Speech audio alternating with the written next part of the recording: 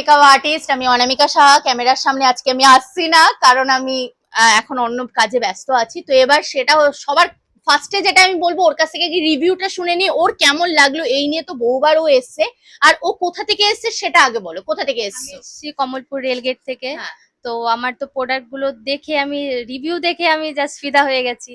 আর প্রোডাক্টের তো কোনো তুলনাই হবে না, জাস্ট অসাধারণ। আগের প্রোডাক্ট গুলো যেগুলো নিয়ে গেছি ওইগুলো তো খুবই সুন্দর। স্যাটিসফাই তো? হ্যাঁ, অনেক আচ্ছা, অনেকটা। আজকে তো তুমি নিলে sales professional bridal facial, and নিলে কোরিয়ান ফেসিয়াল গ্লাস গুলো, আর একটা নিলে কি লরিয়ালের তোমার স্পা নিলে, আর রিকর্ডের প্রাইমার নিলে, আর নিয়েছো কি একটা রোলার মাসাজার। এটা এখনো অবধি আমি আমার সোশ্যাল মিডিয়াতে আপলোডই করিনি।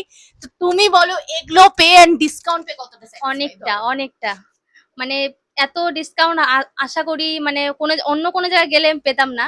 তো দিদিভাইয়ের কাছে এসে খুবই ভালো লাগলো, thank you so much. Most welcome. পুজোতে ভালো করে কাজ করো, হ্যাঁ, আর সুন্দর সুন্দর ফেসিয়াল করে ফিডব্যাক দাও। আচ্ছা, তুমি লরিয়ালের স্পা নিয়ে তুমি কি বলতে চাও? লরিয়াল স্পা নিয়ে প্রথমত লরিয়ালের উপরে কোনো ব্র্যান্ডই হবে না, এটা তো প্রথমত। তারপর হচ্ছে লরিয়ালের কাজগুলো অসাধারণ, সবাই আমাদের ওখানে সবাই চায় লরিয়াল দিয়ে করতে। তো লরিয়াল মানে এখন পুরো ফেমাসই আছে আমাদের ওইদিকে।